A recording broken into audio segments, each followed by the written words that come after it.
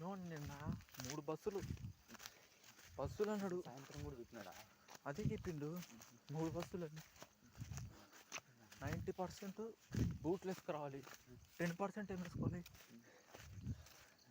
అదే అర్థం అని ఏదైనా వేసుకోవచ్చు కదా.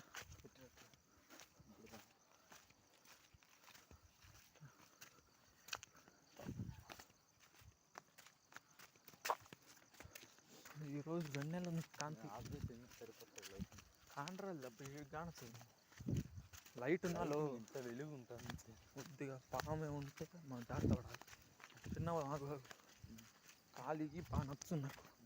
ఏదో పనుకుంటప్పుడు ఇంపి లేకొద్దిగా లేచి నాకు ఇంకా పట్టేసింది. ఇంకా నేనైతే ఇన్ని మాటలు వేసిన వీడు మా వాళ్ళు ఏందన్నా నిద్ర రాలి నాకు. అట్ట దుల్లి చూస్తున్నా ఎట్ట ఏం చేస్తారు అందరూ అని. పండుకునే ఉన్నారు అందరూ. నిన్న 10 కల్లా పండుకున్నారు. ఎవరు సెల్లు దుల్లే. నిన్న 10 కల్లా పండుకున్నారు. టవరంప ఎట్లా కడతారా కానీ చూస్తుంటే ఏది ఇంత ఇంకా ప్లానింగ్.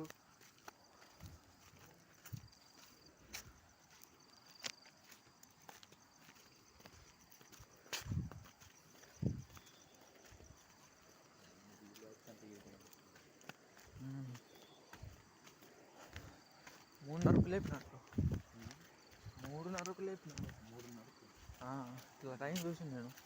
నేను సెల్లు షేరింగ్ పెట్టిన 1:30కు లేచిన. సర్లే టైం షేరింగ్ పెట్టుకుందాం, పోయేదట్ట లేదు. ఎవరు పోయి నేను ఎంత పోను కామొస్తుంది. ఎవరు పోతాడు ఈ చలికి ముందు. అది కాక జస్ట్ బయటకు వచ్చి నాకు వణుకొస్తుంది ఫుల్గా. ఇంకేం లే. మా అమ్మ మళ్ళీ అంతే మరుగుతుందర పోనమంటారు. నేను చెప్పిందిలే, చెప్తే నీ ఇష్టాలని అని చెప్పింది.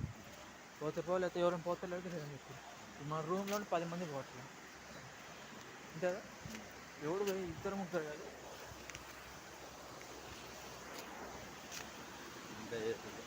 ఈడ మామూలుగా ఉంటుంది. వీళ్ళు ఎంత స్పీడ్గా ఎందుకు వస్తుంది నాకు అర్థం కాలే కదా. ఇది మామూలుగా ఆగిపోయినట్టుంది. ఇది ఎవడికి అర్థం కాదు. ఎవడో చూసి ఈ పక్కన తీసేసి అక్కడ ఇస్తే ఏముండబ్బా నీళ్ళు ఏదో సముద్రం. దీనిలో పట్టకపోతాం. ఇంకా రాత్రి వచ్చినాం, ముగ్గురం వచ్చినాం. అది ఇంకా చీకటి. ఇట్లా వచ్చిన వాళ్ళు వెన్నెల లేదు ఈరోజు. పోలే, అది 10 కిలోమీటర్లు. శనివారం అప్పుడా.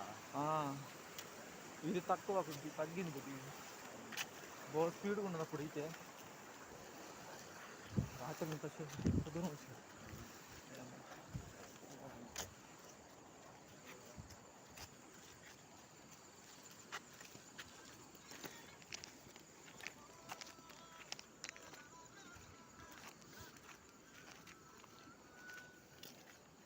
ఇది కొండ, సగం కొండ. పర్లేదు, బాగా స్మూత్గా కట్టిర్లే ఎక్కని. వీళ్ళు ఎక్కించే కొండ కంటే ఏమో పోయినసారి నాకు అనుభవం వచ్చింది. ముద్ర స్వామి ఎప్పుడు పోకూడదు అనుకున్నది. వీడు ప్లేస్ ఏమన్నా పెడతారు అంతేదా.